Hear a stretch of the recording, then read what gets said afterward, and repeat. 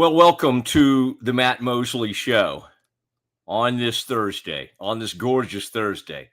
As fall is upon us, and even for a couple of days here, we've gone 84, 84, like it's feeling like it might actually be fall. I mean, it'll get hot again, especially like anytime we need to do an outdoor pregame show, whatever time that K-State game is. I'll just assume Scotty, the rest of the season is at 11 a.m. every. I feel like the Bears right now are trending toward an 11 a.m. ESPN Plus team, but you never know. They could have a great win Saturday and great win over K-State, and then start to kind of get everybody's attention again. Hey, 4-2 Bears playing well, playing well. Sawyer's putting up big numbers. So let's not act like they can't. I was just thinking about this last night, how like early in a season when a team's like 2-2, or last year's team was 2-4, and we're so quick to start either talking about basketball season or talking about another coach, that in watching this SEC documentary, and I'll bring the great Swingler on. Scotty Swingler is he's with us, and he's excited today. He's especially excited because overnight, and I think this is appropriate. You know, people like Kimmel, who can be seen in certain markets right now. I think there's some groups blocking him still, but those people have like writing staffs and staffs of like 100. And you know, yesterday, Scotty, we had another excellent show, and had Barry Trammell on and everything. And so I'm just like, hey, man, we're rolling. Everything's good. And then by yesterday evening, I get a group text, and we've added I guess I didn't have a full appreciation, Scotty, for what you were trying to do for this show. Forget about the other shows. We don't need to talk about them right now, but just Mosley proper. And what we've done almost overnight is add, like, at least there were people, somebody named Mule, somebody named Brazos, which is the most Central Texas name ever. I mean, who in the world could know? And then the Z-Man here's involved. And I swear we've added like 5 people to the staff. This is very exciting. It is exciting. It's show, yeah. We're going to be able to do some of the things that I would like to do if I were not, like as you said, in 3 other shows at the moment. Okay. But Brazos, here's a nugget for you, Mosley. Do you know what Brazos's last name is? I mean, River would be perfect, but Landing? That's a good guess. It's a good guess. Queen? No. Okay. All the Brazos stuff I know. What is it? Tankersley. Wait, I know that last name. Yes, you do. Is that Kevin, or is that okay? It's his kid? Bingo. Oh man, I know his dad. Okay, cool. I took his dad for a journalism course at Baylor, and I figured you probably hit overlap with him in your career. We've known each other, like we have just kind of know of each other and have met over the years. Haven't really worked together. I was welcomed at one point into the Baylor Journalism School as a professor. No way. Yeah. This is about a year or two ago, and it was going to be fun. And I signed up for however many hours I was going to do, and I was going to come to town and, spend time. I mean, it was really cool. I'd agreed to the salary and which is, by the way, you do not get rich being although Tankersley's been there long enough. I'm sure he's doing great, but it was going to be a cool thing. The Mosley, who studied at Castelaw, speech communication, comes back home, becomes a journalism professor at Baylor, in addition to my show and other things. I was not going to do it full time. Yeah. But it was going to be fun. It was going to be cool. And right about then, and again, I really like her. Mia is her name. She was the chair of the journalism department. And nobody explained anything to me. She goes on leave.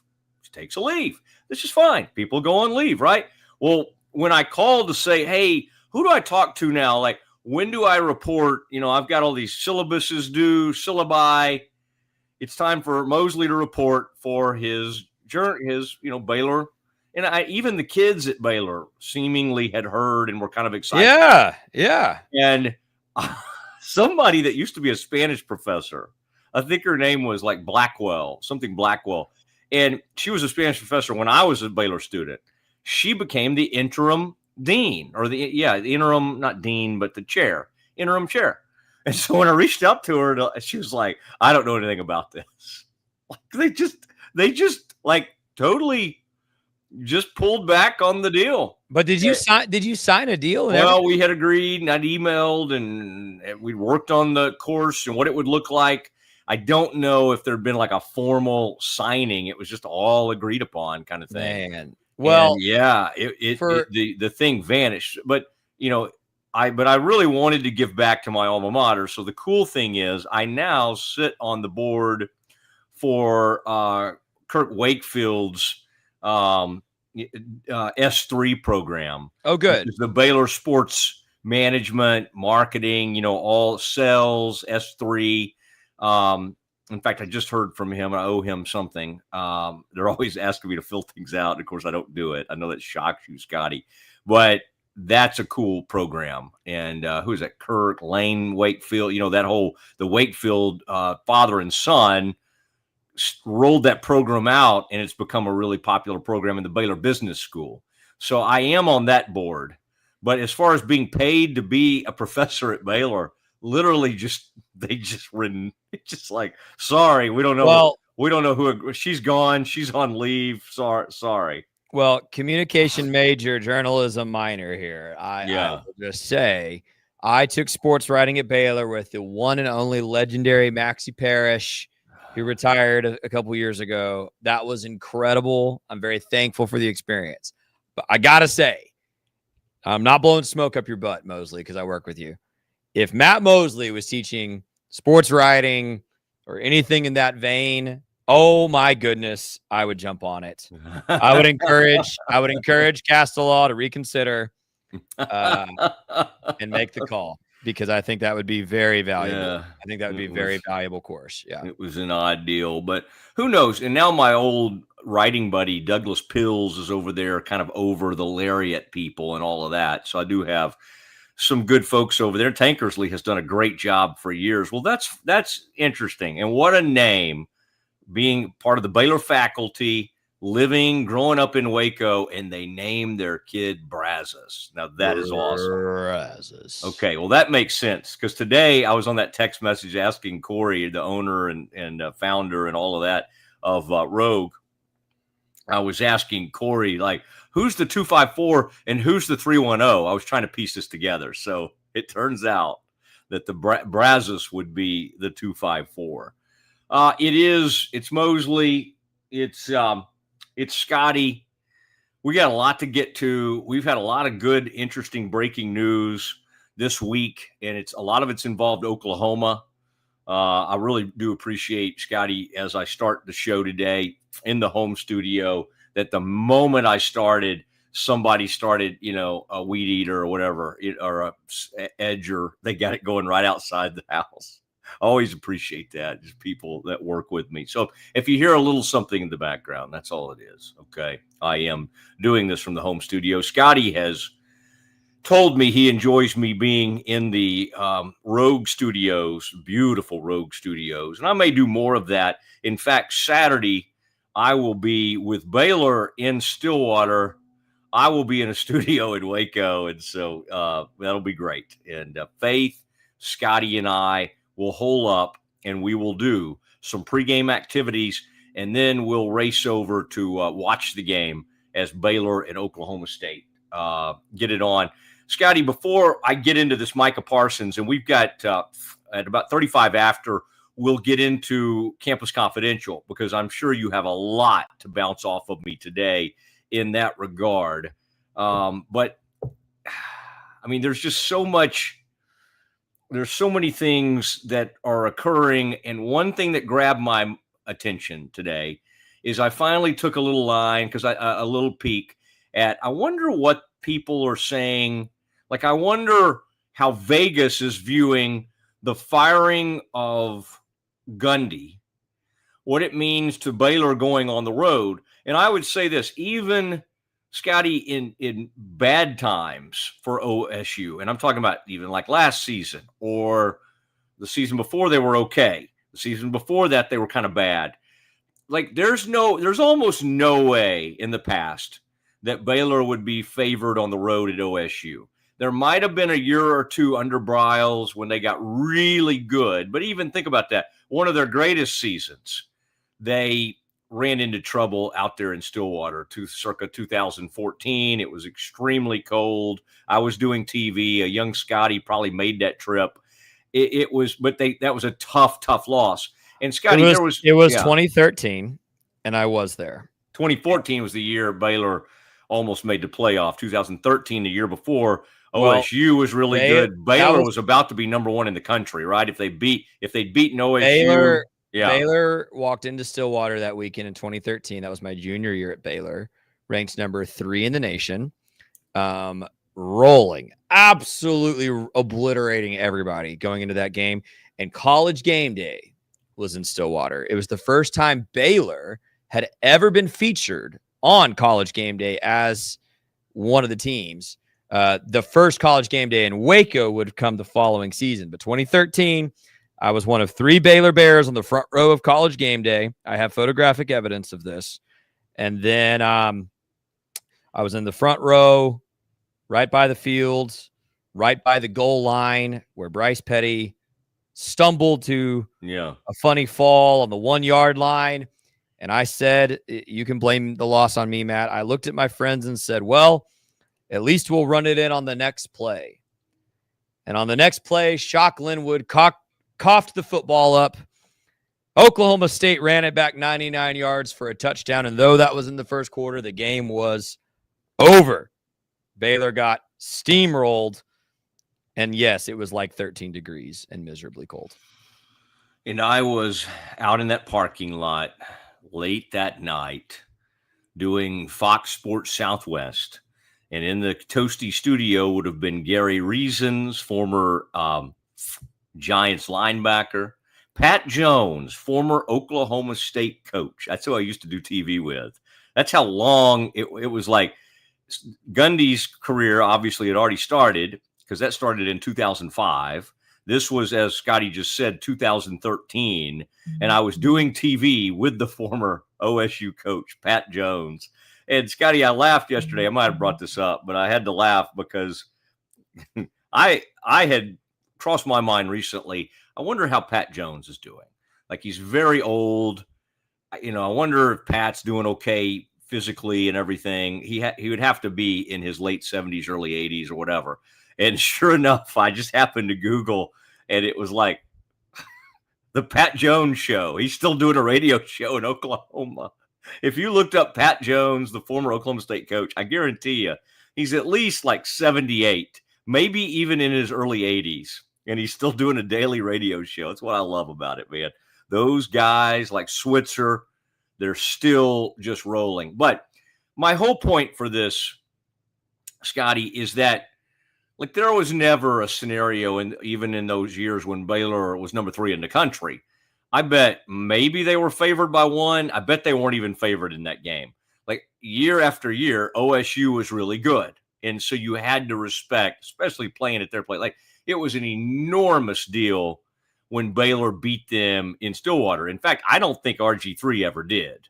I do not think RG3 got a win in Stillwater. He did not. So you like Scotty comes in and confirms things. I do like that. Yeah, you cannot imagine, Scotty, how on radio I used to have to lean on Simcox. Like there were so many moments where I would be. That's why that one day you had to step out for a second. I didn't know it, and I was calling somebody the wrong name. I was just like, "Where is Scotty? I need help right now." But you came back. You did come back that day, and you played through some pain, as I recall. But Scotty, I can't like. It tells you everything you need to know about the downfall right now of Oklahoma State. Now, again, you can bring one of these programs back pretty quickly. It took Matt Rule a little bit, but he got the Bears headed in the right direction after post-scandal. This is not a scandal. This is just, it's sadly, this thing just completely got away from them. and they don't have any players anymore. Apparently, according to Barry Trammell, who should know because he's been a longtime columnist there. Now, check me on this, Scotty. But the last I looked earlier today, I had someone look this up because, of course, I can't, do these things on my own. I have to have people in my life that do things for me. I think Baylor's favored by 20.5 points, 20.5 on the road in Stillwater. That is wild. Like that's up. That just is unheard of. And that speaks to how horrific this OSU outfit is right now. And by the way, Scotty, I sense from you that you're kind of okay and you think Baylor will take care of business. And maybe you correct that if I'm sensing the wrong thing. I'm scared to death. Like I'm scared to death because I can't help but remember what happened in 2021. Yeah. It's very weird that some of these same people were involved. The interim head coach at Oklahoma State, Doug Meacham, the man with the great hair and kind of a beached type guy who played with Mike Gundy at Oklahoma State. He was the offensive coordinator, I believe, correct, for Gary Patterson when Patterson got fired. And that week they rallied for Patterson or whatever caused them to rally. Correct. And they knocked off a really good Baylor team in 2021. So I guess what I'm saying is I'm shocked.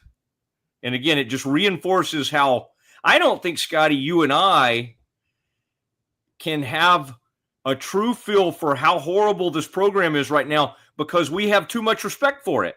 We have too many memories of Baylor getting crushed on the road at Oklahoma State, too many great receivers, too many excellent quarterbacks. I mean, Spencer Sanders was there for like 7 years and then transferred somewhere else and didn't get to play. Remember that? But they had quarterbacks going back to Zach Robinson and then just keep going. Whedon.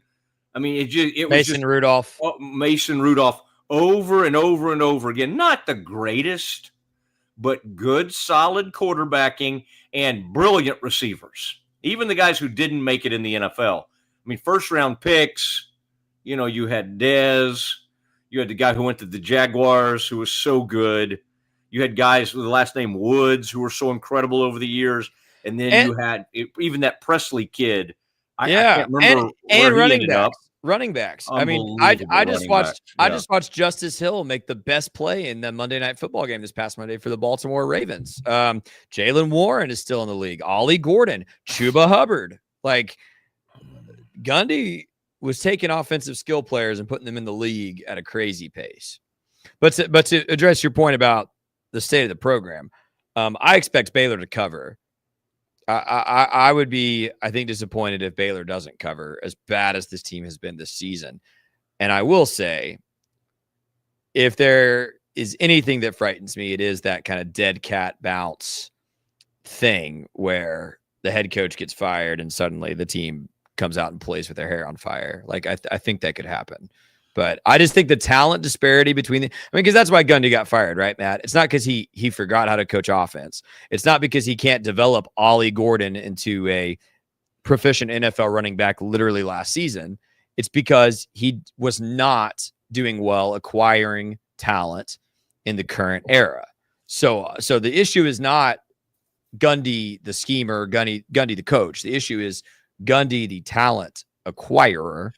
And so they do not have talent. In fact, we had one of the student, an Oklahoma State student on Pete's show today that does sports coverage of the football team. And she said, there have been about 4 recruiting classes in a row there that have just been bad. Like they've just been very, very subpar for Mike Gundy era at Oklahoma State. So I think Baylor just purely outclasses Oklahoma State in terms of talent to a level where if it's not a pretty wide margin of victory, I'm going to continue being frustrated.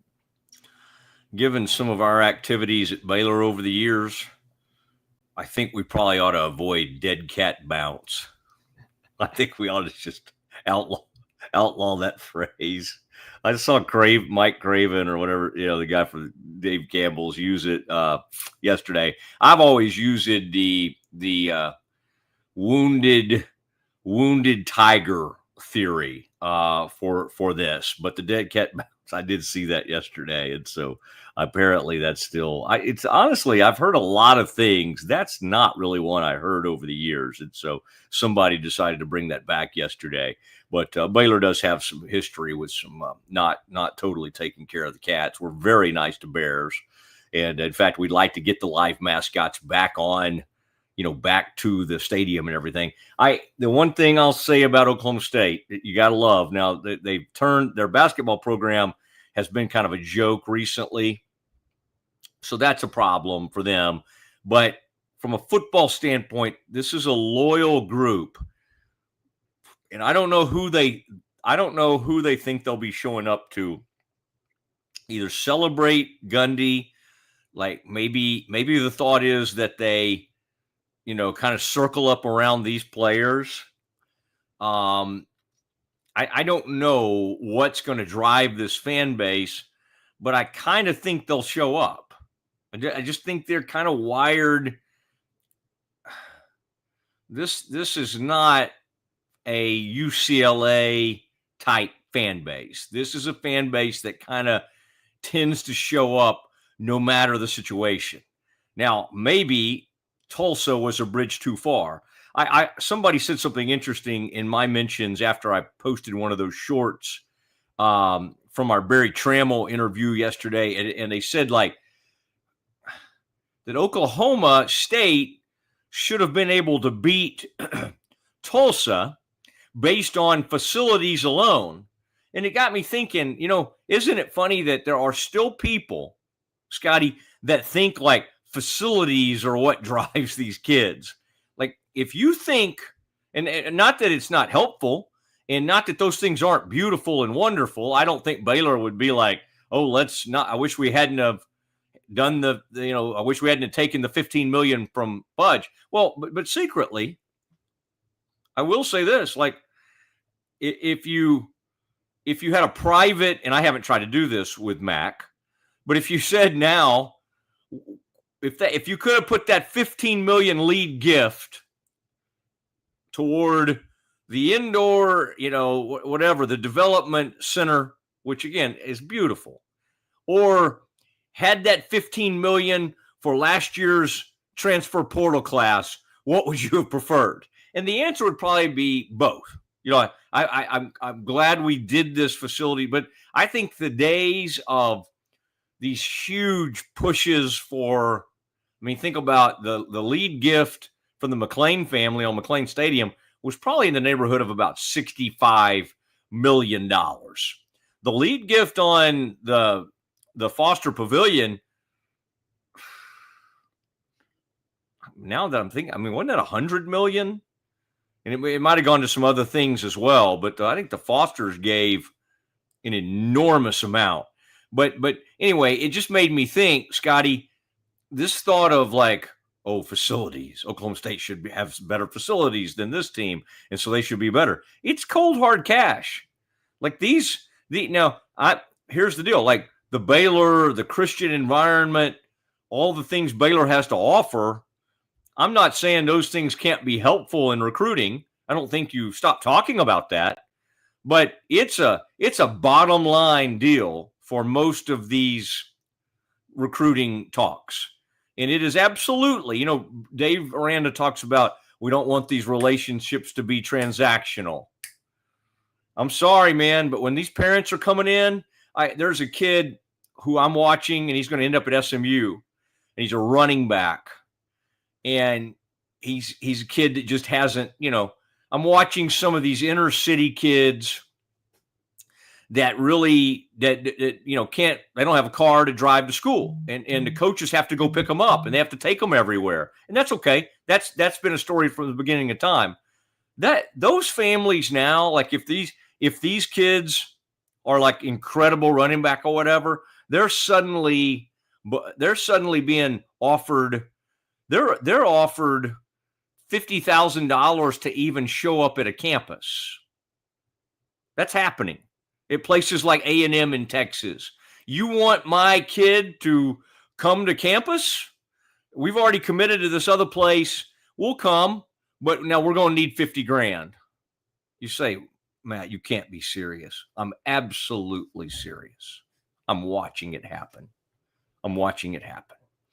To secure a visit from somebody, you got to come up with something like that. And you go, well, Matt, wait a second. Does that have to go through some kind of committee? Does that have to go through a clearinghouse? No, because these aren't endorsements. This part of the recruiting budget. This is what these teams do. So anyway, lots to think about, lots to discuss. Scotty, I would say, and we'll do Campus Confidential here in a second, and we can go anywhere you want to go. But as I get ready for this weekend, our eyes are clearly on this Baylor Oklahoma State thing, see if the Bears can kind of get going again, look good, finish the game, put these guys away. But I'm also extremely intrigued with something that's happened in the SEC, and that is that LSU Ole Miss matchup, because I think this LSU team, and I know Brian Kelly, it gets it under his skin of these reporters and what they ask him after a game. And Lord, I hope they give the reporters talking points so Brian won't get mad at them again. But he's already spoken out that he has a championship roster. Now he has to go to Oxford against another guy who is not a poverty program. Big time folks that he's brought over in the portal. And that game, Scotty, is really starting to grab my attention, because you've got the Lane Kiffin documentary that hit last night. I don't know if it's like a 30 for 30, like whatever they call those ones that are 30 for 30 short, I think. I don't know if it's a full-blown documentary, but I'm going to watch it tonight. You have Lane Kiffin's daughter starting to date the LSU's best defensive player, Whit Weeks, the linebacker for LSU. You got a lot going on. And so I think that's one of the things we love about college football is, in addition to these really cool, fun matchups, you get a lot of crazy off-the-field stuff, whether it's Dabo and his stuff, Lane Kiffin and his family. You get a lot of interesting things away from it. And, of course, this whole Mike Gundy scene. And the other thing I'm watching, Scotty, is that I like to watch what interim head coaches do, because they have nothing to lose. And Doug Meacham has to get them through the year. He knows they're horrible. And so anything he does is just gravy. Anything he accomplishes, any wins he might get would shock everybody. Okay, because I've been watching this SEC documentary, and you're reminded that some of these teams like Kentucky and Mississippi State, like literally they'll go through the conference season. Kentucky last year, I mean, they almost hired A&M almost hired Mark Stoops as their head coach. Kentucky went 1-7 in conference last year. Mississippi State 0-8 in conference play last year. Oklahoma State's not going to win a conference game this year. Again, if they even get close to winning. So what scares me is anytime a coach like this can just throw caution to the wind and do a bunch of crazy stuff, because that could happen against Baylor. They could encounter a bunch of wild Cowboys, a bunch of, I'm not going to say the other one. They could encounter that.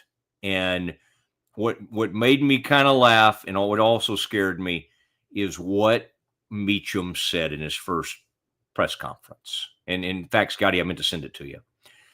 He did the old, we're gonna get these kids healthy, so we're gonna pull back on practice.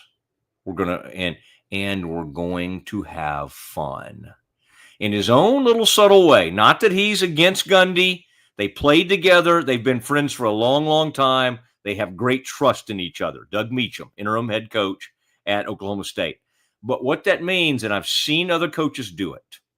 I was covering the Cowboys when Jason Garrett took over as the interim coach. I've watched what happens. I watched Antonio Pierce take over the Raiders, and I saw exactly what happens with a team. Sometimes it's sustainable, sometimes it's not. But the scary part of it is there's a chance that the Bears encounter a much different team Saturday in Stillwater. Now, it may not be good enough to even come close to covering. And so I think Baylor's probably fine. But if you don't think that they're going to throw some haymakers and trick plays out the wazoo, you haven't met Doug Meacham, and you don't know that program, because there will be haymakers thrown, just like what's his name did at TCU, Jerry Kill, when he took over in 2021, and he had Chandler Morris as the young quarterback. Chandler Morris comes in that game and goes off on Baylor.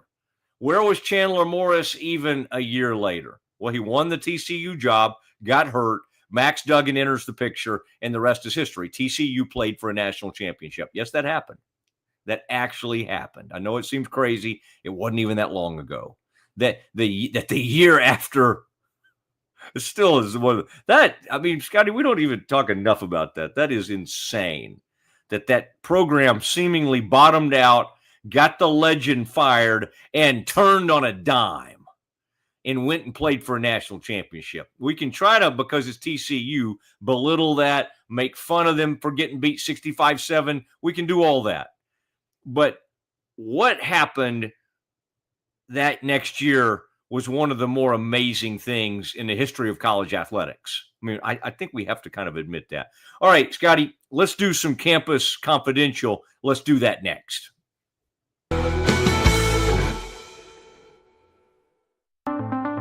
Transform your workspace with Hanomi Ergonomics. From adjustable chairs to standing desks, we provide solutions for comfort and productivity, whether at home or in the office. Improve your posture, reduce strain, and work smarter. Visit us at hanomi.co today. That's HINOMI.co today.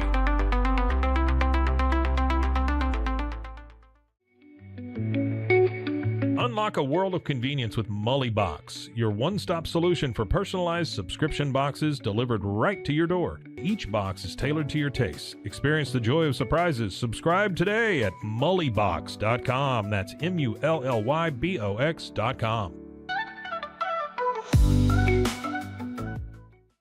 Unlock your full potential with Onnit, your go-to for premium supplements, fitness gear, and wellness essentials. Whether you're training hard, recovering faster, or just looking to feel your best, Onnit has the tools you need to perform at your peak. Visit Onnit, that's ONNIT.com, and elevate your mind, body, and spirit today.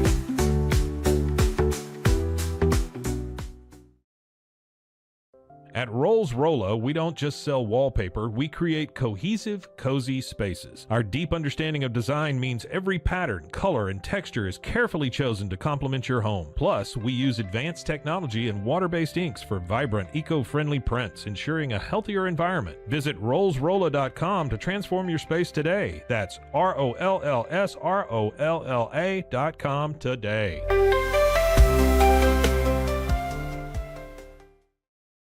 Relax with Hemp Delicious. Organically grown hemp, massively blended with delicious organic herbs, responsibly sourced for their holistic benefits.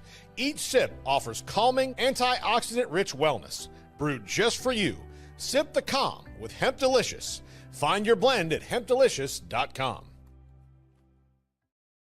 At Tusain's, we understand that maintaining a healthy lifestyle can be challenging, especially in today's fast-paced world. That's why our mission is to make fitness accessible to everyone, anywhere. Committed to excellence, we adopt a user-centric approach guided by ergonomics and medical science. With a team of seasoned professionals in R&D, design, and manufacturing, we prioritize quality across our entire product line. Visit Tusains.com today and start your journey to better health. That's TOUSAINS.com. Ready to bring your vision to life? At Small Rig, every idea, design, and product is inspired by you, the creator. With our industry-first under co-design mode and the Dream Rig free customization project, we unite with global creators to turn big dreams into reality. Whether it's a cage rig or mount, Small Rig's versatile gear is built to elevate your craft. Small Rig, where your creativity meets our innovation. Go to smallrig.com. Calling all Marvel fans, get Marvel Unlimited and unlock over 30,000 comics featuring your favorite heroes and iconic stories, all available to read anytime, anywhere. Whether you're into classic tales or the latest adventures, there's something for everyone. Don't miss out. Head to marvel.com/unlimited today and start your Marvel journey now.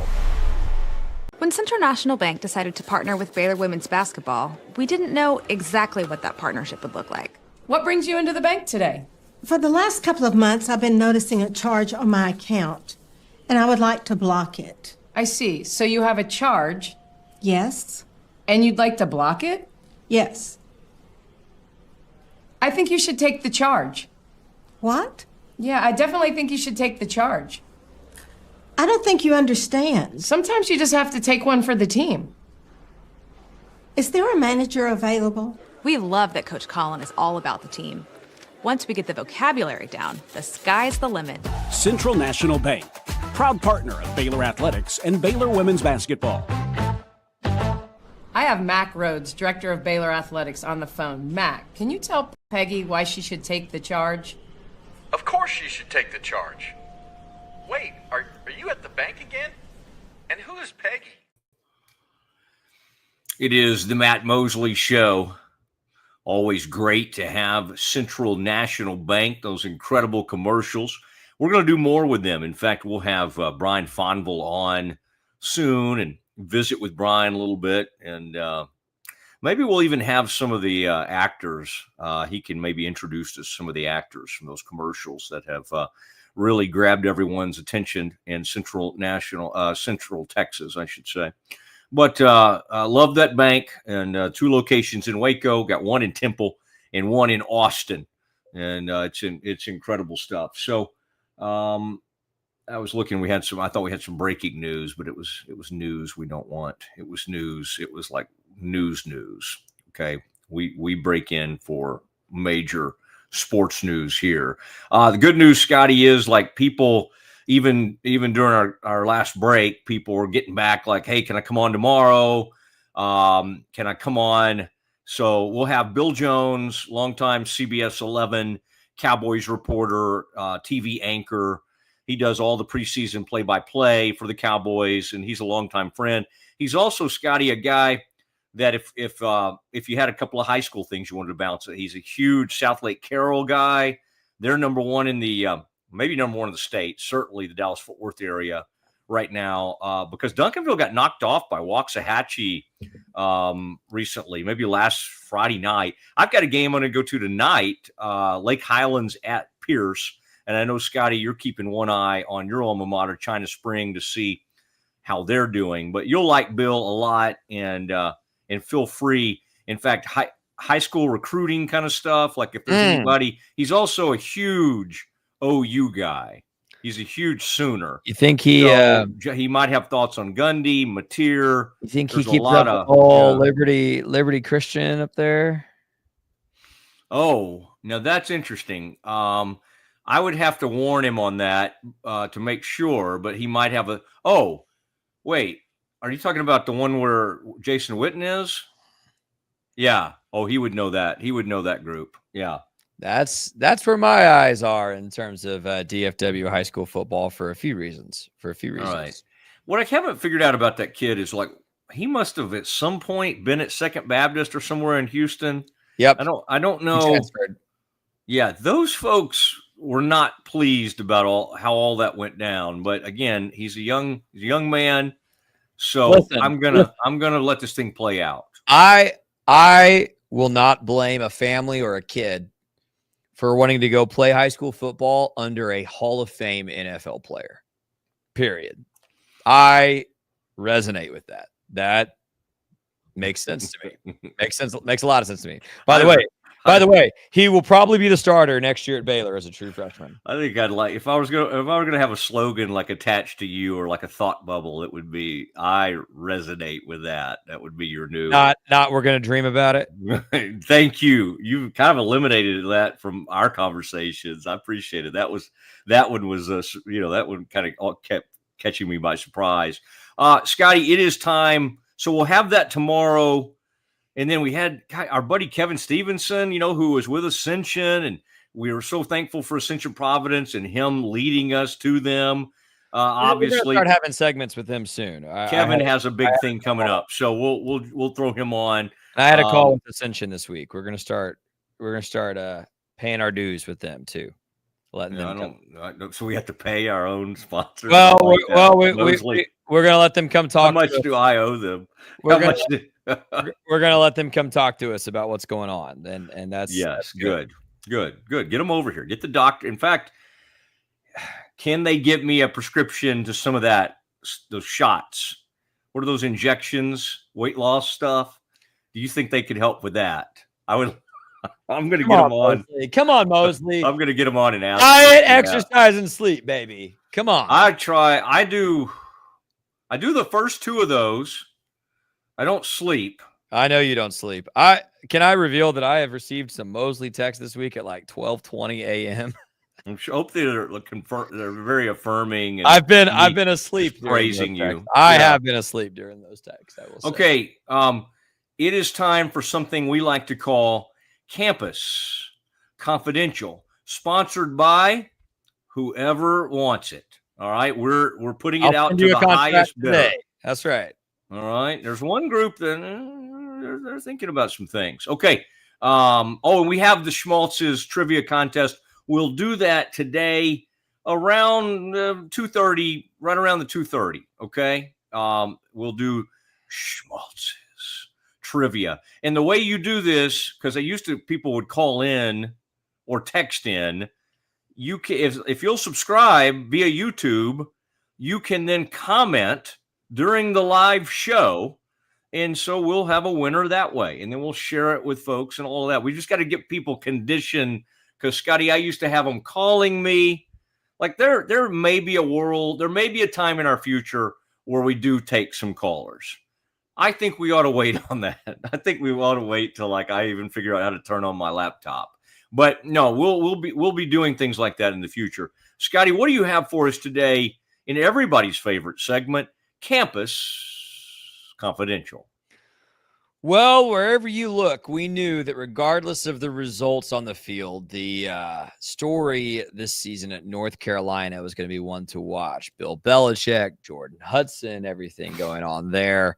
3 different headlines today as I open Google News about North Carolina. First of all, don't know that you saw this. Former UNC Provost Chris Clemens is actually suing the university in part for how they went about hiring Coach Belichick, saying that they have violated their policy that they will have open door board of trustees meetings, that they've had these secretive closed door sessions to quickly hire Belichick as well as do some other things. So there is a lawsuit coming. Meanwhile, seemingly just a day later, North Carolina Chancellor Lee Roberts spoke to the media saying that they are going to be patient with Coach Belichick, saying it's not the kind of thing we'll judge after 4 games or even 1 season. These things take time. We last won the conference in 1980, so we have significant work to do and investment to make to get the program where we want it to be. So the chancellor at UNC Chapel Hill asking fans to be patient.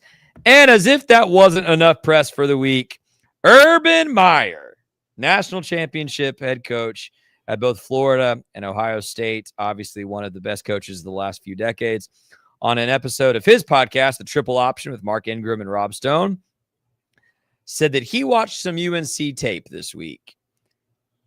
And he said, and I quote, "They are worse on tape than I thought they would be."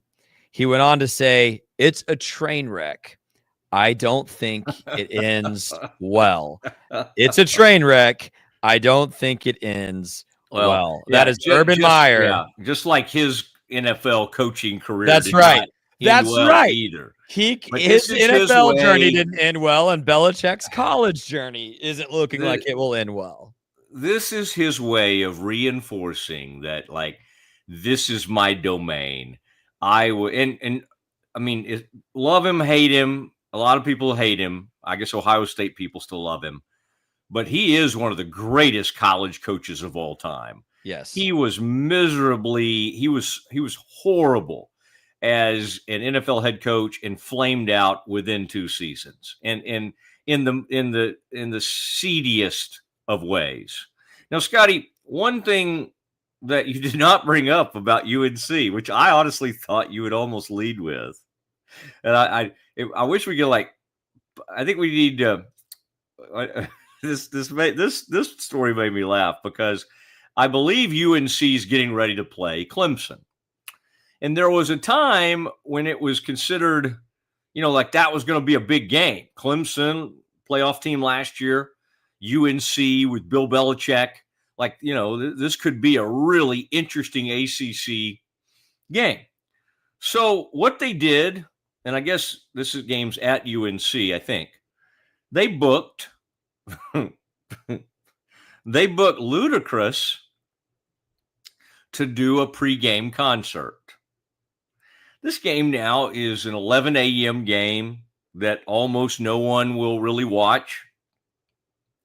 Even when Deion's team was not playing well, because of who Deion was and the lightning rod that he was, he still brought eyes to that program.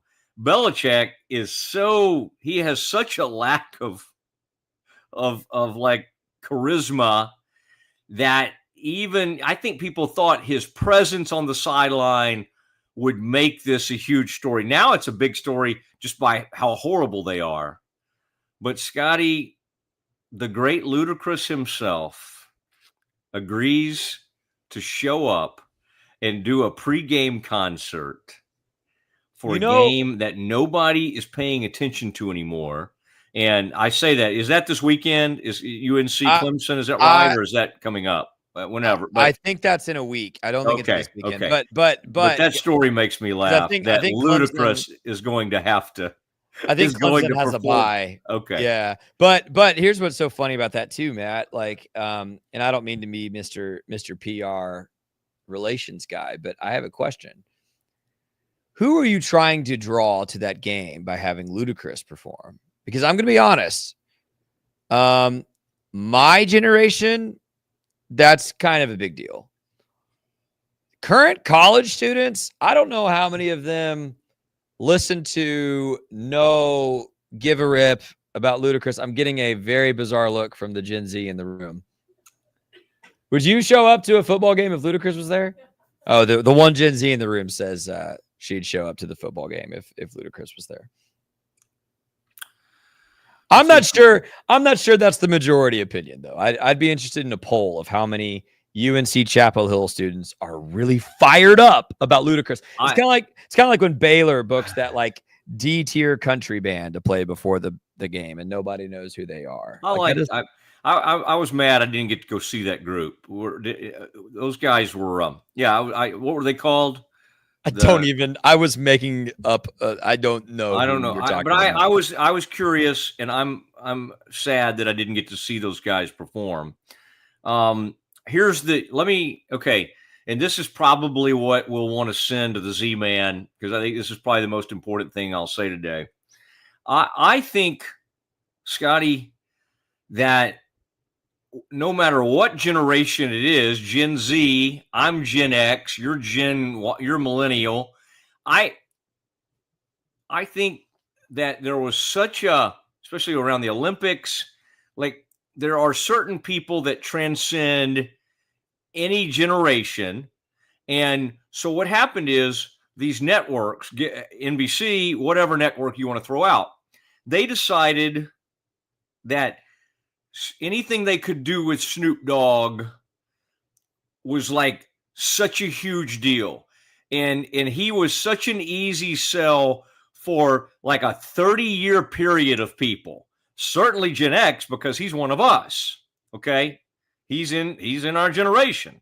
But then everything that came after, they know Snoop and recognize him through all his various things. So Snoop somehow, and I think anybody that's even in Snoop's orbit, and I think if you think about it, when you think of Snoop, now I'm not thinking about Jay-Z. I'm thinking about who did a Super Bowl not that long ago that still thought that's still thought of as a really good performer that would be like my age or older. Snoop. Oh, dang it. Why am I not? He's still a relatively big deal, and he's like 45 now. And anyway, they brought him back out recently, but Ludacris sort of fits that time frame. So my thought is, Scotty, that anybody in Snoop's orbit, anywhere sort of close to that age, because I mean, and people have been trying to do this for years. It's what got one Kansas AD fired. He literally brought Snoop in to do a midnight basketball, when they used to do those midnight practices to start the season. And Snoop brought, they didn't know that Snoop was going to bring pole dancers with him. So at Fog, all the kids are there. They probably started that thing at like 10 o'clock. They probably didn't start it right at midnight. And everybody brought their families and the kids out. And literally Snoop had pole dancers that were out there with him. And the Kansas people were horrified. And an AD soon after that, Jeff Long, was fired. All right. I don't know if it was exactly that, but that did not help his tenure. But, all right. Well, Scotty, I was trying to remember. Okay. What do you think about that theory, sir? That's a big theory, Matt. I don't know. What you said about Snoop is accurate.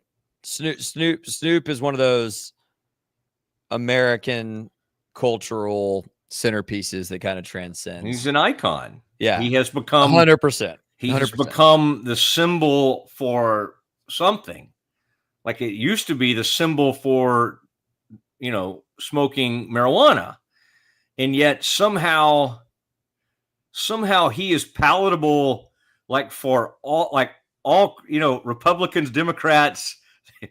He's like the one unifying person in the country right now. He's the Dogfather. Is Snoop Dogg. So I think when you see the Big 12 try to bring in Yeezy or who is the one who they bring in for a few years, Nelly. It's what they're trying to do. They're like, well, but none of those guys Snoop, are Snoop. But they even, because there's part of that same generation that Shaq, from an NBA standpoint, represents. And if you'll notice, your Mark is always trying to get Shaq involved. Oh my gosh, the Big 12 basketball tournament's in Kansas City. What if we got Shaq to sit courtside and do and DJ and show up in an event where they're lucky if they get 5,000 to 10,000 people at this event where Shaq is, but they think it's so incredibly cool to have Shaq that they're willing to shell out. Do you know what you might have to pay Shaq to show up for Big 12, a weekend hanging with the Big 12? I bet you gotta pay him $10 million to do it. It's unbelievable. I bet it's not that much. I bet it's a lot, but I bet it's significant. 10 million, that's a huge number. I mean, there are numbers that Shaq barely gets out of bed for. Yeah. I'm just saying it's not under 5. He's not showing up for a couple mil. Yeah. I think you gotta pony up. It's kind of like don't say pony up anymore. SMU told us we're not saying that anymore. No longer can say that. Who is the rapper I'm trying to think of that was so huge and he just did a Super Bowl show within the past 2 or 3 years? And he did the NBA All-Star game when it was in Dallas. Like, why can I? Oh my gosh, he's big. He's big, and he's in that Jay-Z era. And it's just not coming to me. It's just killing. Okay, I just thought you would be able to get it. It's basically your fault that I can't think of this. Okay, continue, sir. What else do you have? Biscuits and Gravy asked if we're talking about 50 Cent. No, I know 50 Cent, and this guy doesn't quite go as hard as 50 Cent. But, oh my gosh. Not Ice-T, certainly not Ice Cube. He's a little bit younger than those guys. he's 45 and he just did the Super Bowl within the past, or like a huge show within the past 5 years. Because I thought, man, I didn't know, what has he been up to? And he was great. He was great. But it's just not coming to me. Okay, continue, sir. Well, enough about rappers and UNC. Let's move from UNC to USC. Did you see Lincoln Riley crying today about kickoff times? Apparently, USC coach is making it known, that the fact that they played an 11 p.m. Eastern kick last week and they have an 11 a.m. Eastern kick this week, it's just so hard on their team, Matt Mosley. I just, Lincoln Riley cannot believe that they would have to play a late night game and immediately the next week play a morning kickoff. It's just so hard on the players. It strains them so much. Please feel sorry for Lincoln Riley and the USC Trojans, because it is unfair that the NCAA would make them do such a thing. Yeah, because this has never happened to any team before, right? This is never, and these players, a lot of them want to go play in the NFL, and they're literally going to have to turn around and play on a Sunday and go play on a Thursday. Around Thanksgiving, they're going to have short weeks. The body clock argument, how can they make us do this, is so, I mean, it's like and USC, I guess, is actually pretty good this season, but it is hilarious that this guy wanted out of having to coach in the SEC. He wanted out of that scene. And if he didn't get thrown right into the middle of the Big Ten, it's one of the funniest things ever. And there's some people out there.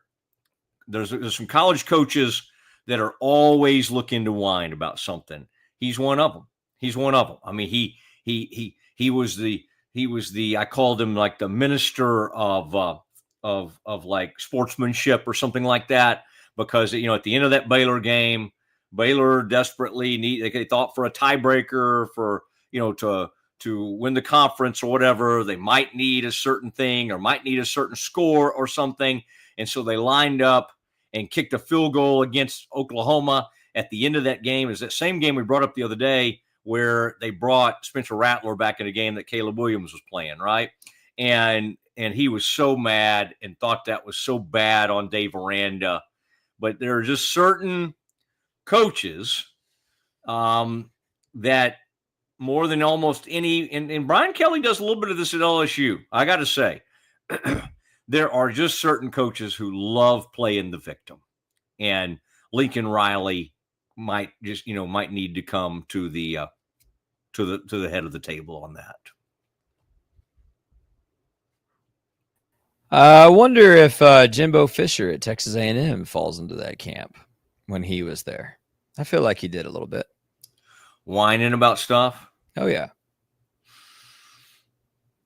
I think Jimbo will go down as one of the most, like, to have the ability to be like a rancher country dude and have the ability to kind of like, and to have all that at the palm of his hands, the enormous money, that class that they went out and bought.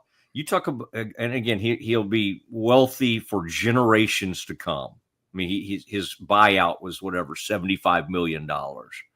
But that was a weird one. How a guy goes from winning a national title at Florida State and viewed as kind of a quarterback guru.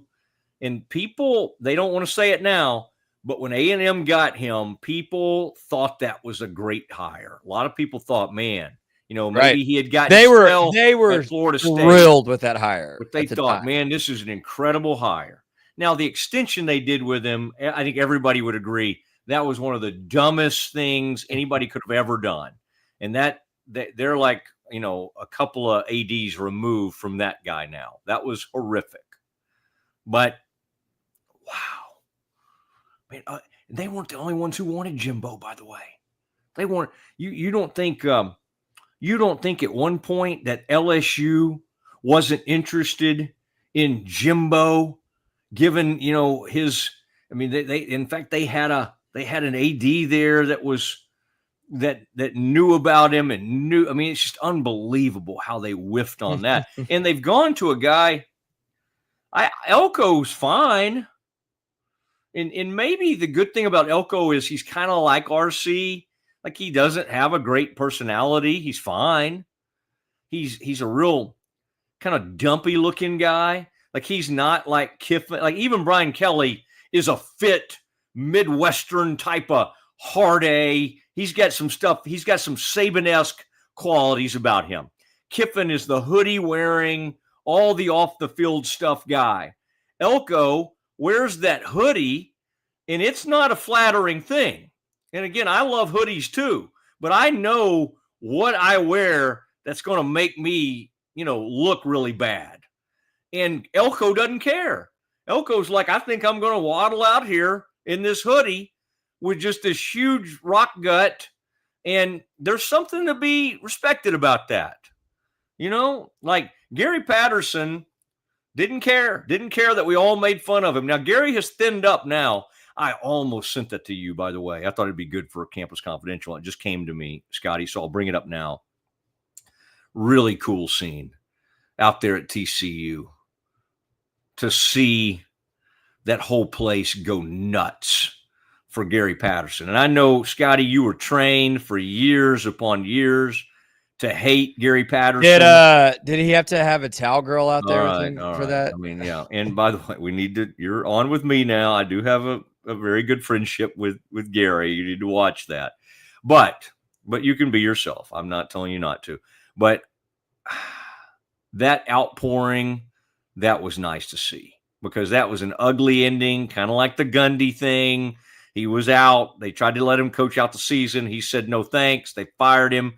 He still has an uneasy relationship with the current administration, yet he was put into the TCU Hall of Fame. He was out there on that field, Scotty. And I mean, I've been reviewing film of this. Wow, that was pretty neat. That was a school going nuts at an SMU game, at a rivalry game, going crazy, and as they should have. But that was a healing moment. All right. And Scotty, what maybe is bubbling up in your head is, will Baylor ever have that moment with Art Briles? And the answer is no. The answer is no. They finally, it took a long time to get that 2013 and 14 teams honored. There was a reason for that. Mac had his reasons for all that. When it happened, it was very nice, and that was a great moment to honor those teams. And those teams and those players are starting to feel more comfortable around Baylor because of all those things, right? But because of what Art, the very picture of him and the very presence of him, what he represents. And again, we won't visit whether right or wrong or whatever. We're not going to get into that. But what he represents, Baylor can never do that. And it's now what they can do are little moments, right? Scotty, I don't know if you were paying attention, but that, I think it was the Auburn game. They had like a throwback to some of those teams and like a hype type video that was playing maybe before the game or maybe during the game they played it. And there was about a 2-second clip where Art is shown. And that stadium erupted. And I'm just kind of like, whoa. Like the fact, I shouldn't be surprised by that, but like how locked in and how beloved that guy still is for a major portion of the Baylor fan base. Whoa. That took me aback a little. In fact, I didn't really get to catch it. I heard about it more than I caught it. But dang, that was interesting. But the outpouring over Gary was unbelievable. And we'll never be able to equal that. No matter how many times Baylor and TCU play, we'll never be able to experience what we experienced from 2012. Is that when they came back in? And they had that great game one of those years, like 2011. But from 2012, that just absolute hatred between Gary and Art. and the fan bases, it can still be a really good rivalry. There's nothing against that. And the Baylor people do not like TCU, and the other way is true. But I don't think we'll ever be able to achieve that level of rivalry because it burned bright during those years. All right. What else do you have for us, Scotty? All right. Just to cap things off, something interesting I saw come up today from Axios. In the past 5 seasons, Matt, which conference averaged the most penalties per game in college football? Which teams from which conference averaged the most penalties per game?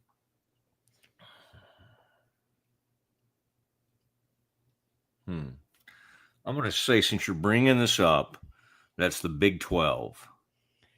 The Big 12 is sixth most. The SEC leads all college football in the past 5 years with 6.4 penalties per team per game. The teams average 6.4 per game. Kind of surprised me. ACC was second with 6.3.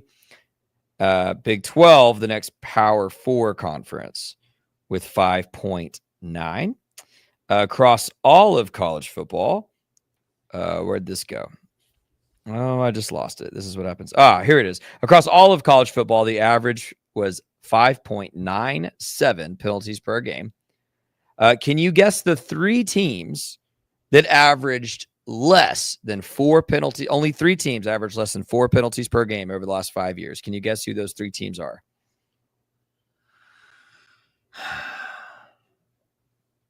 Man, you would think they would be good teams, but then if you think about it, we were just talking about Briles. Those Briles teams were heavily penalized, and they were great, right? Yes. I don't have a great thought on this. I would just say something random like Penn State, Ohio State, and Rutgers. You are 0 for 3.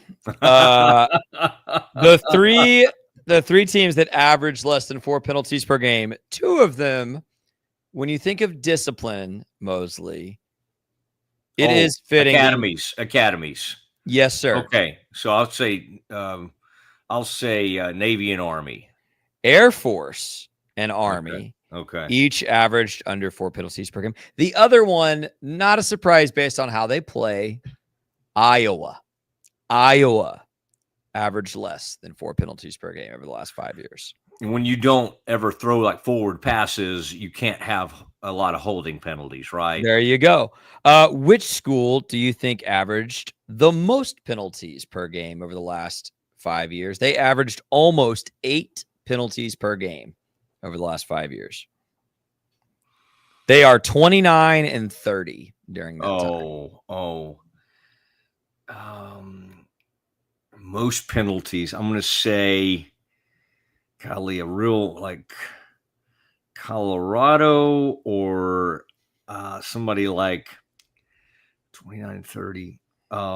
West Virginia. I don't know. I know he's not been there the whole time, but Trent Dilfer's UAB Blazers. These are and we're getting ready, by the way, for the Schmaltz's trivia question. But UAB. There's no way in the world I was guessing that, even though UAB had a former Baylor quarterback for a little while, putting up some good numbers for them, Jacob Zeno, who now plays for Texas A&M. Matt Mosley's Texas A&M. No, let's not call it that. Okay, Usher was who I was trying to think of, and I don't know why. I mean, he was Usher's not a rapper. He kind of is. No, he's not at all. He's a pop singer. He is a performer. He's not a rapper. He doesn't rap. In fact, you call Nelly a rapper? Yes, Nelly's a rapper. You were thinking of Usher. You made a connection because Usher brought out Ludacris during that halftime show. That's why your brain had a connection there. Okay. Ludacris Ludacris, but he brought Ludacris out because he's not a rapper. He brought Ludacris. Oh, we don't need that, Mosley. We don't need yeah, yeah. Oh, gosh. I am pulling myself off. Yeah. I mean, what? That's rap. He's a rap. Like, if you look it up, this is what CNB. This is why they sponsor us. I was trying to think of the words to that. Like that. Yes, he's a rapper. Usher is, if you look it up, it's not going to say pop singer. I'm looking it up for you. Okay. Musician. Whoa. He is identified as a rapper. Mosley, I'm not here strictly to prove you wrong, but I am here to present my evidence. I did look it up, and here's the first thing the article says. Usher Raymond IV is an American singer, songwriter, dancer, and actor. He is recognized as an influential figure in contemporary R&B and pop music. No, where does it say rap? It doesn't say rap. If you say notable rappers around age 45, which is the search I did, Usher is not a rapper. It comes out. Usher's one of several who were mentioned. That's what the Googles have revealed. We have learned that Matt Mosley does not know genres of music. We didn't really need to prove that. I think people can get that, piece that out on their own. Okay, we got the Schmaltz trivia question. Good job, by the way. The Campus Confidential. We appreciate that. We do have. I want to hear from Micah Parsons. He's trying to play this down, but I've been around him enough. And I can let you hear what he's saying, what he actually means. And this was Micah's comments from yesterday. And I'm going to start getting you prepared for what you're going to witness Sunday night. And it's not going to be pretty. That is next.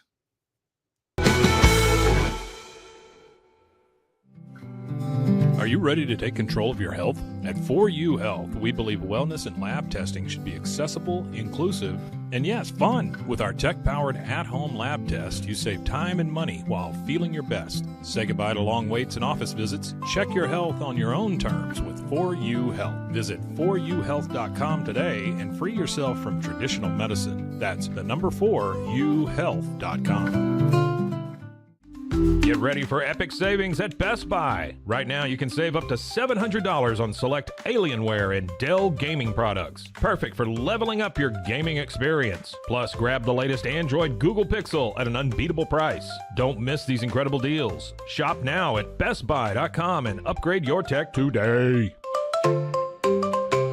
At Fullwell, we bring together the expertise of registered dietitians, MDs, and OBGYNs to give you the best fertility support. Our research-backed bioavailable formulas are crafted with your health in mind, ensuring the highest quality and safety. From preconception to pregnancy and beyond, we exceed industry standards with independent testing for harmful contaminants. With our comprehensive practitioner directory, personalized care is always within reach. Fullwell, your trusted partner on your fertility journey. Visit us at fullwellfertility.com. Experience the perfect blend of exquisite craftsmanship and life-changing technology with Gevi. Every product is built with precision, featuring specialized parts that ensure durability, efficiency, and safety. We put every machine through 6,000 rigorous tests to guarantee long-lasting performance. With cutting-edge technology and a commitment to energy efficiency, Gevi makes your life easier, greener, and more convenient. Upgrade your everyday with Gevi. Visit us at gevi.com to discover more. That's gevi.com. Have you ever watched true crime television and wondered, how did they get that story? I can show you. I was a producer for 48 Hours on CBS News. In my exclusive tell-all book, I'll take you where no audience has ever gone before. Don't miss out. Secure your copy of Killer Story, The Truth Behind True Crime Television today. Available everywhere books are sold. With San, owning iconic furniture no longer requires paying a premium. We use the finest materials like Italian top-grain leather, known for its durability and luxurious feel, and apply meticulous attention to detail in every piece we create. Our replicas are crafted with the same care and precision as the originals, but a price that makes them accessible. With over 15,000 satisfied customers worldwide, we've proven that high-quality furniture doesn't have to come with a high price tag. Explore our collection today at sarn.com. At Covers & All, we've revolutionized protective solutions with cutting-edge, customizable covers, tarps, and curtains. Using advanced tech fabrics that are 100% waterproof, UV tear, and abrasion resistant, we ensure lasting durability with hand-sewn double-stitch seams. Our commitment to quality, precision engineering, and customizable options is unmatched. With vertically integrated operations and express shipping, we deliver premier protection at affordable prices. Visit coversandall.com today for the perfect fit, guaranteed to last. We haven't been looking for you.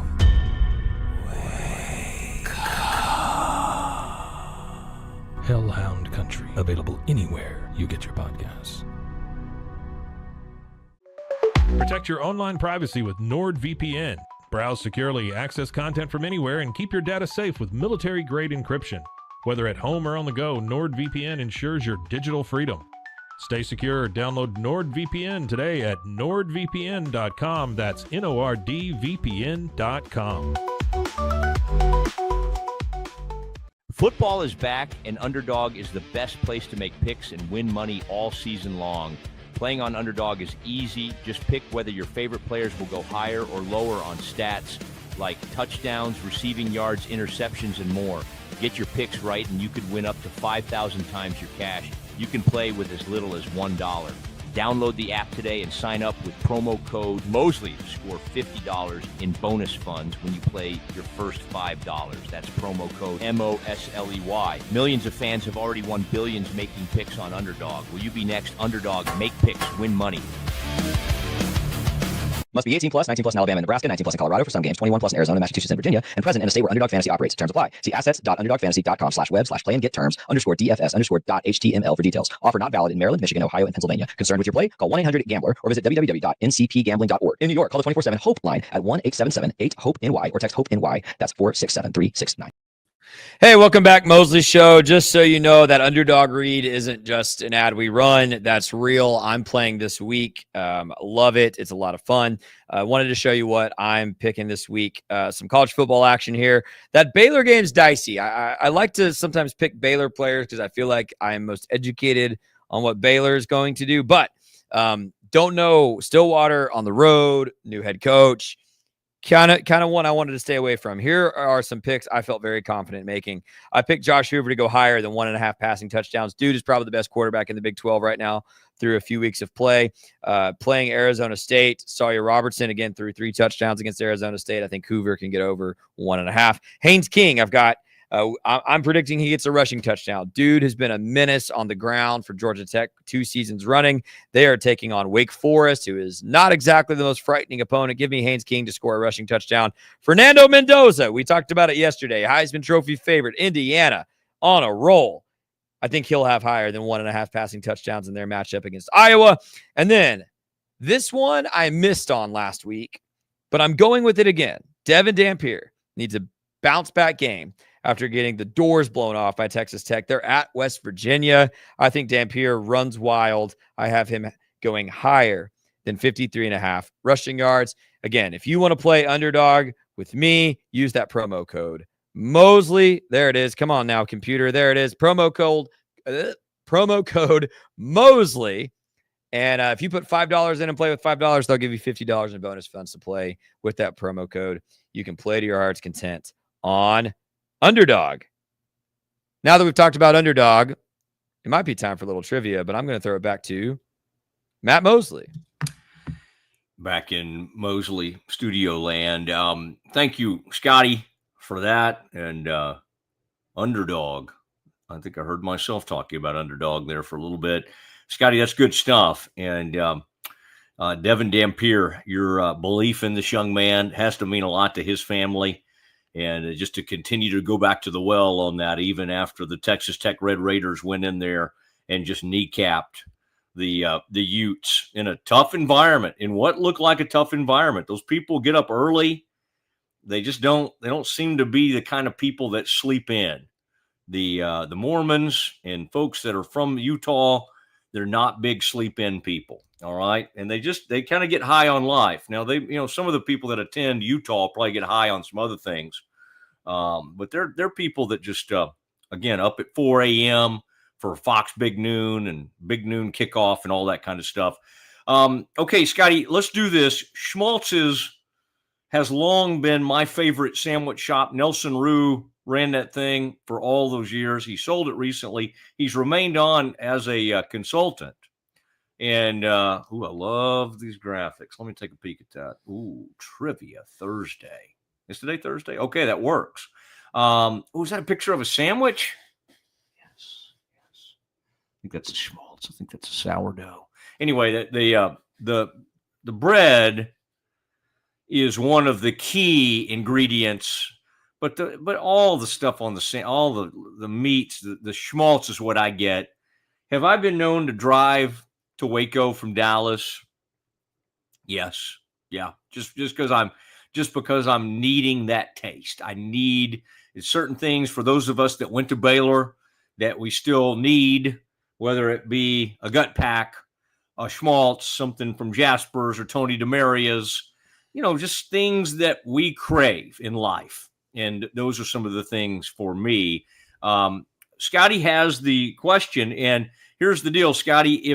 If whoever answers first, and you can answer via the comments on the YouTube page, or I'm going to make it even easier too. If you want to at me, at Matt Mosley, Scotty, give them your, that's MattMosley, at Matt Mosley on Twitter. Scotty, what is your Twitter handle, if you don't mind sharing it? Please bear W_me. You erred on that, didn't you? It's like I think it was probably a time in your life you weren't looking to drive your numbers up, and you probably look back and you wish you hadn't done the underscore. No, I had to, because if I type "please bear with me," it is like 2 characters too long for. Oh, is it? For an X handle, it's too long. Okay. So the that underscore to me kind of throws off folks, but give it one more time for our people that want to follow you.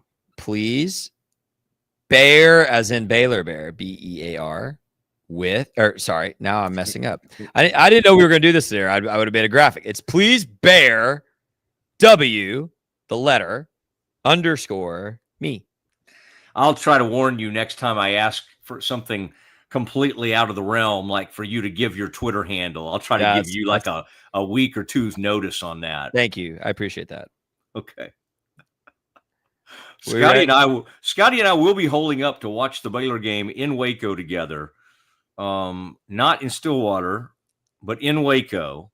And I might be inviting you out to hang with us. We've got to decide how we want to do that.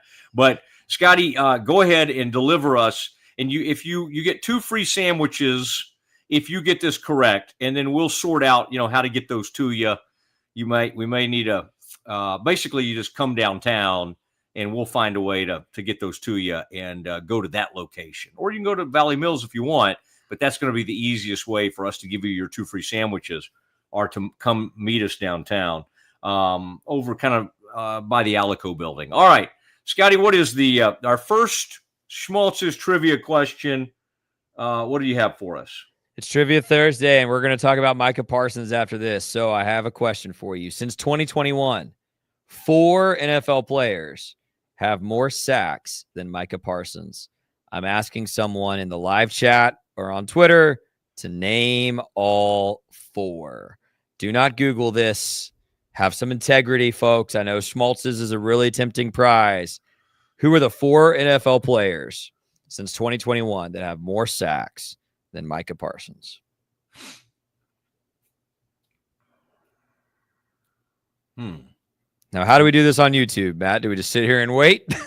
No. We're fine. We move on with our lives. Okay. And then we'll monitor. All right.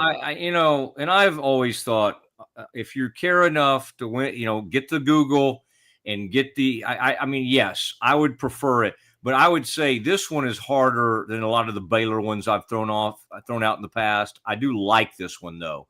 I think this is more challenging than some of the ones that I make it very easy. We'll have easier ones than this, but I think this is a nice challenge. So we'll move on with our lives, Scotty. And by the way, if somebody doesn't get it,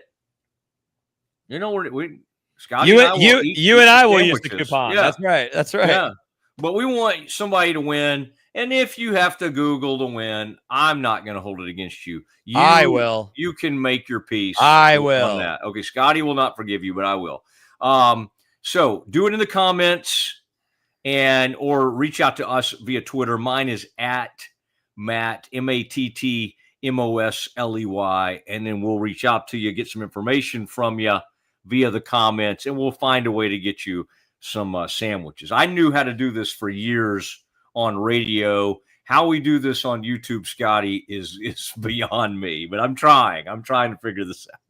But somebody will guess, and somebody, I believe, will get this right, and they will win those 2 free sandwiches. And I love, Scotty has been good about getting out some of these shorts. We got Z involved now, and I loved, we had famous Oklahoma writer on yesterday, a columnist, Barry Trammell, and that short that Z put together this morning, Scotty, is just flying around everywhere. So I'm really enjoying that. And he even put it in a format, Scotty, I know this is shocking to you, that I was able to get right out there. And I was able to get out there to my people. And then Scotty earlier today on his stuff, on his social media, put like today's link. So we're gonna just keep going.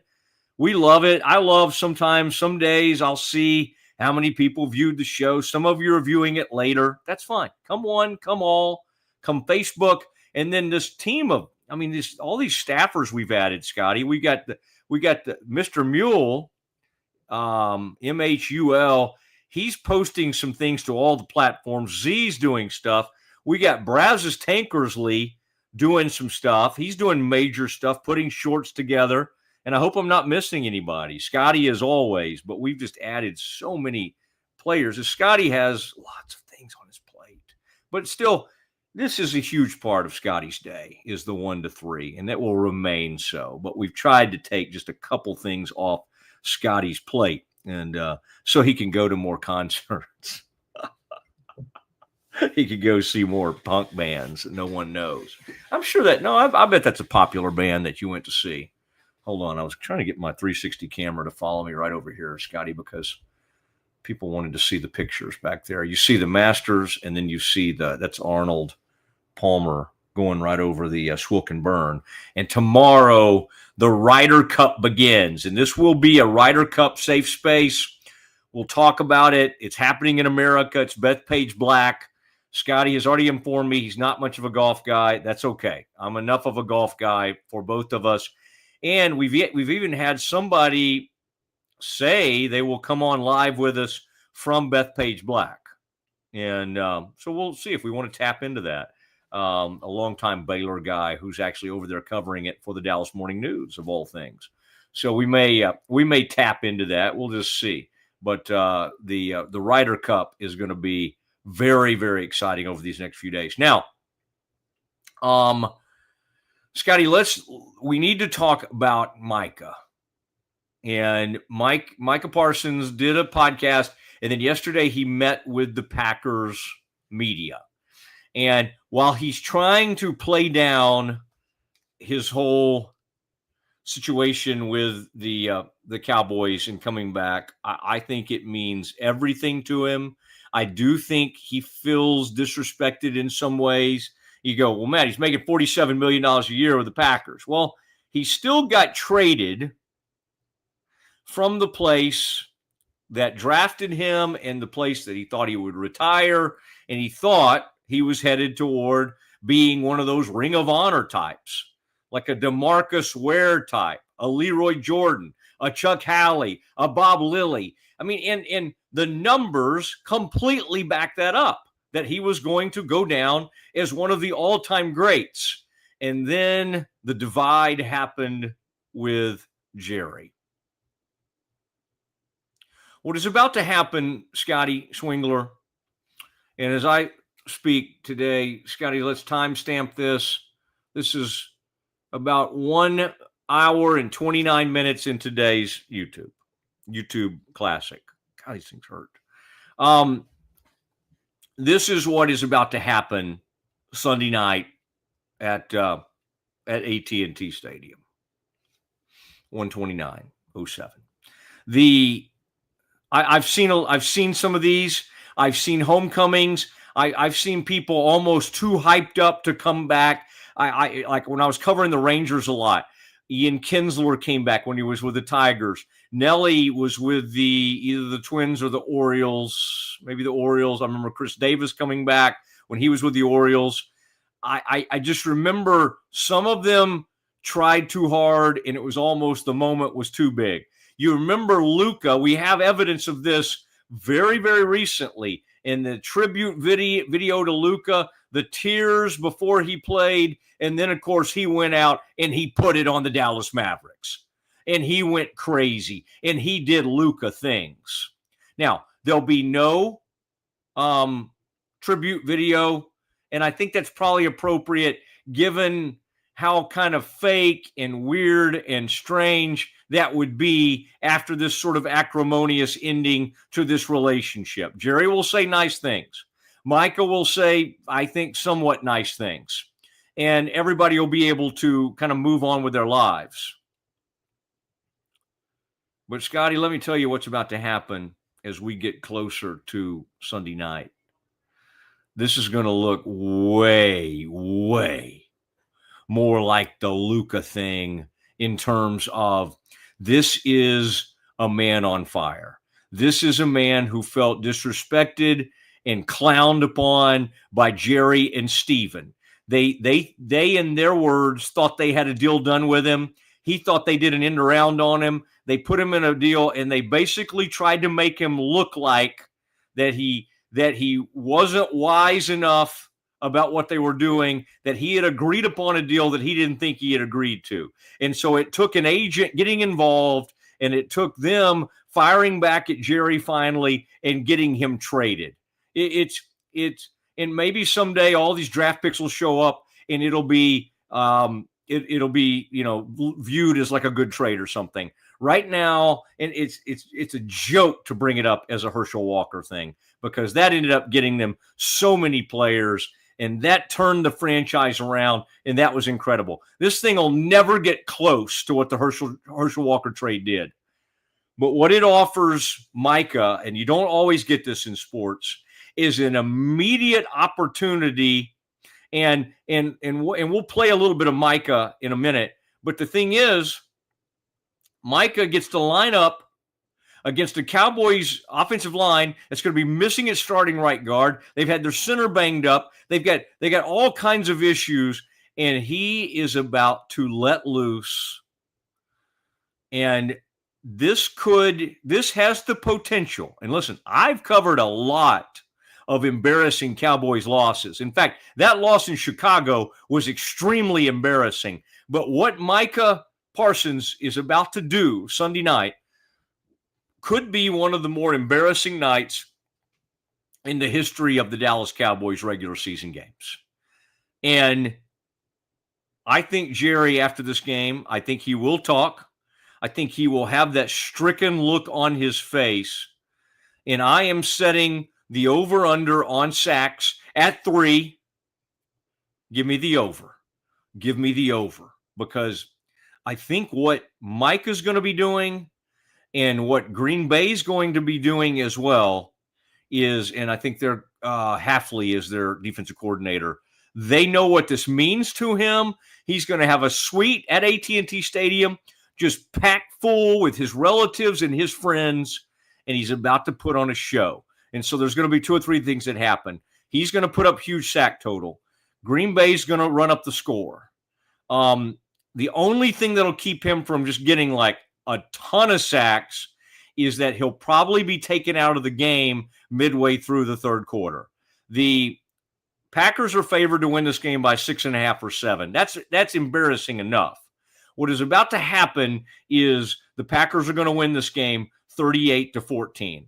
And again, I hate this for Shoddy. I hate this for Eberflus too, because what Jerry did is he got mad. He got the best deal he could under the circumstances, and then he tried to say, we're unanimous, and we may even be better without Micah Parsons. Shoddy doesn't believe that. Eberflus doesn't believe that. They left these guys exposed. They left these guys exposed in a huge way. So I will tell you that the Cowboys will lose this game 38-14, and Micah will have 3 sacks or more, and this thing will get ugly. And I don't know what I think what will happen is the hometown team will start to boo. At halftime, there will be enormous booing that will be mostly directed at Jerry Jones, maybe more than even the players on the field. That will be at Jerry. All right. There will also be a large amount of Packers fans at this game, and they will be going crazy, and there will be celebration among them. All right. So I just wanted to kind of let you know what I was seeing as we sat here at the 129 mark today. Scotty. All right. Now, let's do this because we're running out of time. I want to play some of Micah. I want to listen to some of it for a little while, and then I'll stop it, Scotty, and react to some of this. But this is because I've just been around him, and I've been in these locker room situations with him a lot. And I can kind of read between the lines. I think he was ready for the questions. He did fine. But this is Micah doing his NFL-mandated conversation with Packers media. Let's look at some of this, and then I'll be reacting to it. Stadium wearing a different uniform and being the opponent and all that? Yeah, I just feel like it's just going to be another game for me.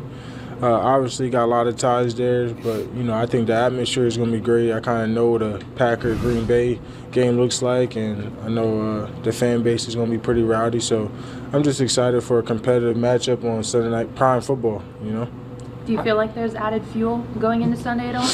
Nah, just for me, I just feel like my fuel's always been trying to be the best player. And, when you got a good team and you got to beat them and you got to show up in a primetime game, this is the moment that you got to be your best player for yourself, for your team, and, everyone there. How do you make it just another game? I mean, them trading you was the biggest story of the year in the NFL. How do you personally make it just another game? Well, I just personally, just knowing me, once the game starts, who's going to be worried about any trade? It's just me against them 5 men in front of me, you know what I mean? And then we got one common goal, and that's to win the football game. And how we win the football game is winning the line of scrimmage and affecting Dak and how good he's been playing this year. So I think, the fans, the media is going to get off on the pre-draft, the hype and all that. But once the game's, ain't no one talking about the trade. We're talking about winning a football game. Micah, what do you think? What kind of reception do you expect to get from the fan base? I think Dallas loves me. I think they're going to give me a good round of applause. And, there's no hard feelings there, at least for me. And I think it's going to be, like I said, it's going to be a great atmosphere. I think, this is some of the best football you're going to get in Dallas when it's Sunday night against, a rivalry opponent. Have you talked to any of the guys from Dallas? Now, here's the big difference in – and I know these are different. The Luka thing and the Micah thing were different, and so we're not going to get into hashing all that out. But the stuff was still so raw with the Mavericks and their love affair with Luka. Like in this instance, Micah and his agent had a total say in setting up this trade and where he ended. All that. So that part of it wasn't as shocking as Luka. The Mavericks crowd turned on. They went crazy for Luka and cheered him like he might as well have been in a Maverick uniform. That's not going to happen Sunday night. That's not how they're not wired that way, and they don't have the same attachment to Micah. So that part's not going to happen.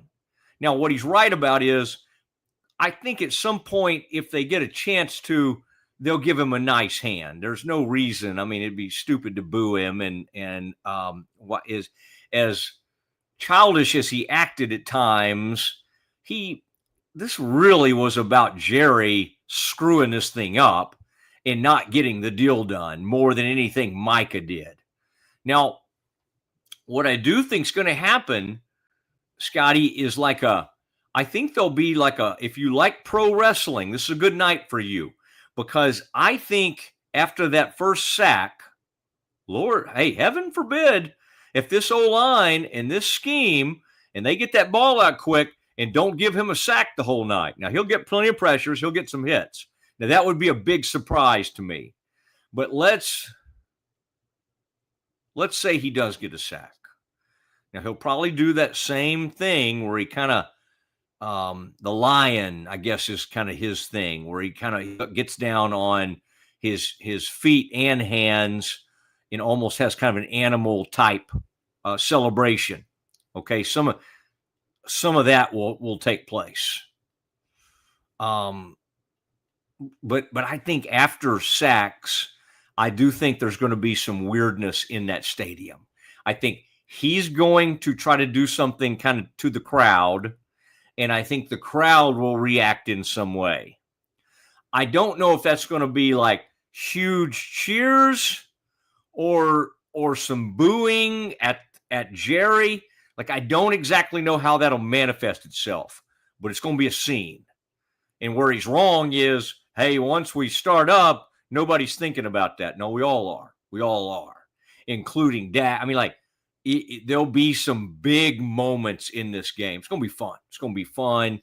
And primetime game, all of that's going to be a lot of fun. Let's continue with this, Scotty. A little more of Micah talking to the Packers reporters. Since you've been gone, Yeah. I still talk to Trey. Me and Trey tap in at least once a week. I talked to CD recently just on his injury and, keeping his spirits. So I told him it was like a freaky way because I got hurt week 3 last year on a high ankle sprain too. So, I'm just praying for him and, hoping he comes back soon because I told him, I said, the standard, at least need 1,000 yards regardless of how many weeks you are, the standard is the standard. So we both, talk about that. That's my brother. And, obviously the D linemen, I talk to them quite a bit, those just being my guys. And, so I still have my relationship ties there. How many tickets did you get for this game? I still got my suite. There. So I was good on tickets.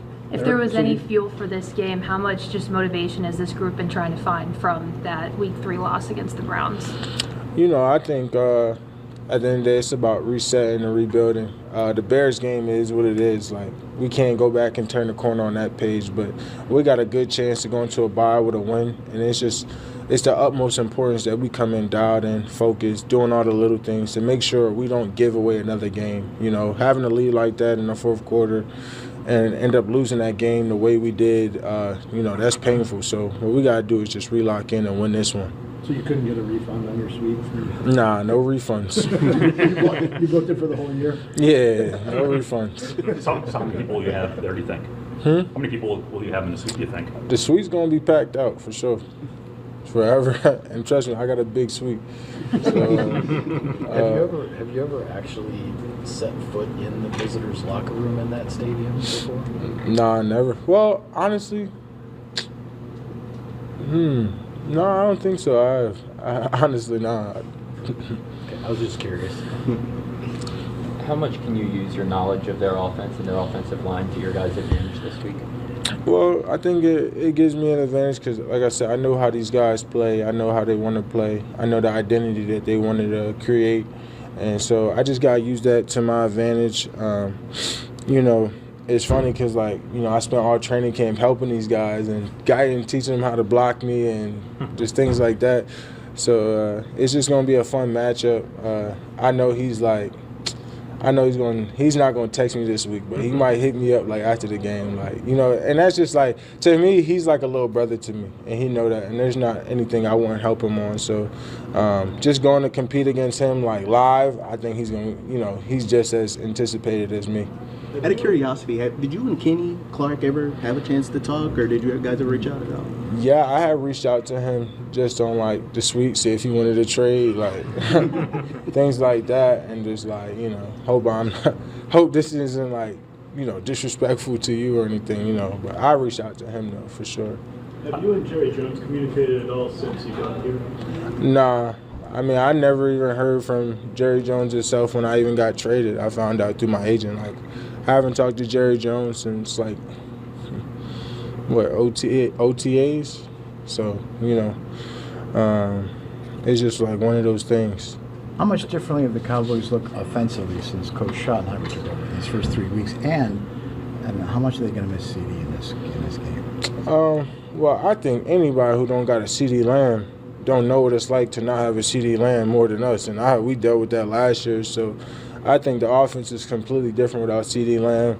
I don't think, me personally, he's my favorite wide receiver in the NFL. I just think the way he carries himself, the way he plays with so much heart, so much grit, his catching ability. And I tell him all the time, he's my favorite wide receiver. And he's an amazing person to watch. So I'm honestly excited that he's not going to be out in that field, because it would have been painful to understand who I was going against. But like I said, I think the offense is a little bit differently. It's going to require other guys to step up. But obviously the offense looked different. When you're watching that film, they were a really explosive offense from week 1 to 3 with CD on the field. And obviously you kind of see a difference. But you can't game plan your best player going out. So we're going to get a different game plan than Chicago got that second half.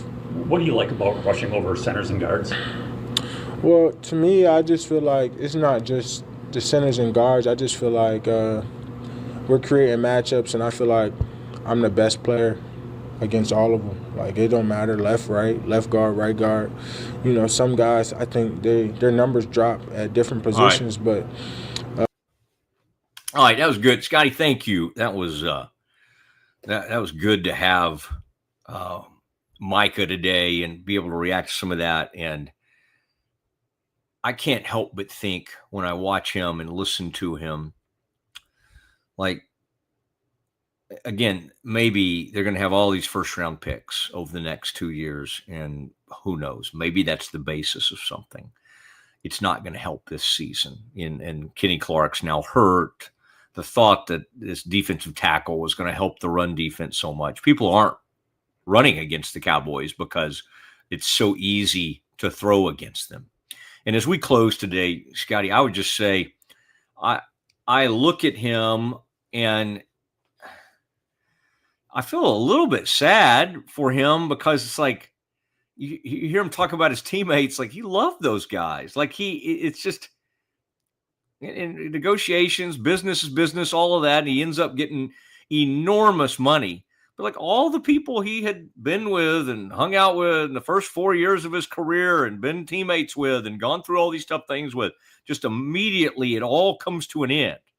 And did he play a role in that? You bet he did. You bet he did. But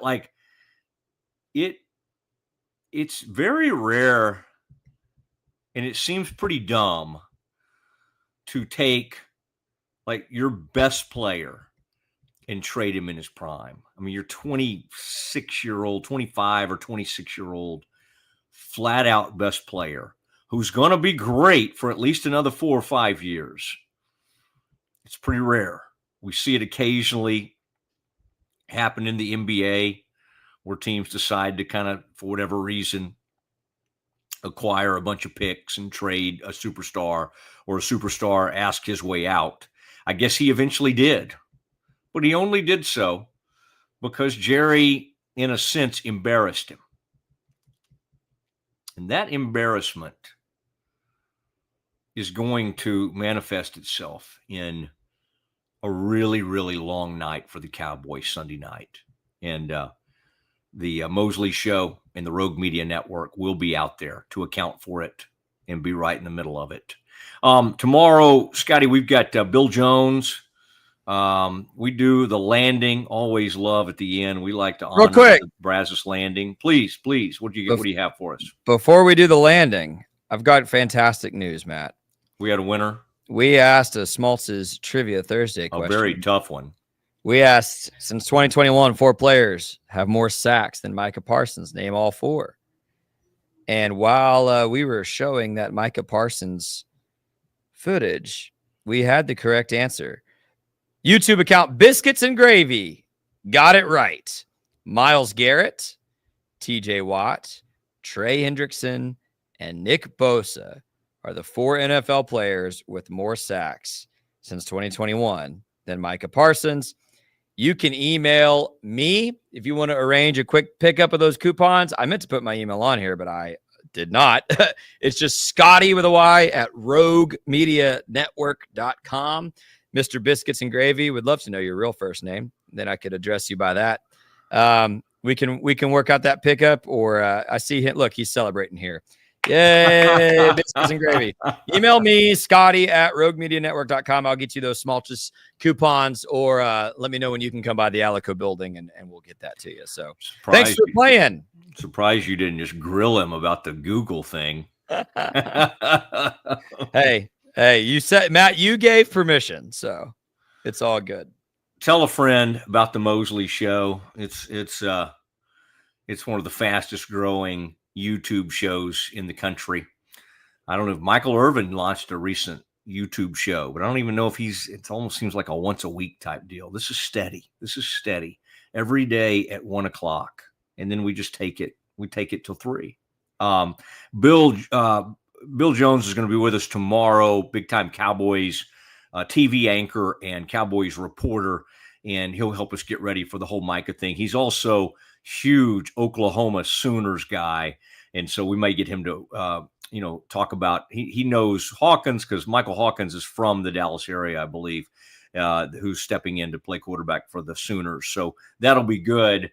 Been a great show. Been a lot of fun. Scotty's done incredible work. And we'll now turn it over. We got 5 other members of our show. Appreciate Brazos and the great Z-Man and Mr. Mule and everybody who's a part of this, but especially Scotty Swingler. And it is the Landing. We say goodnight with the Landing. We will be at Brazos Landing, the Bang Bang Shrimp capital of the world. We'll be there to do our show October 2nd, coming up pretty quickly. Leading up to that Kansas State game. Kansas State, October 4th, becomes a very important Baylor game.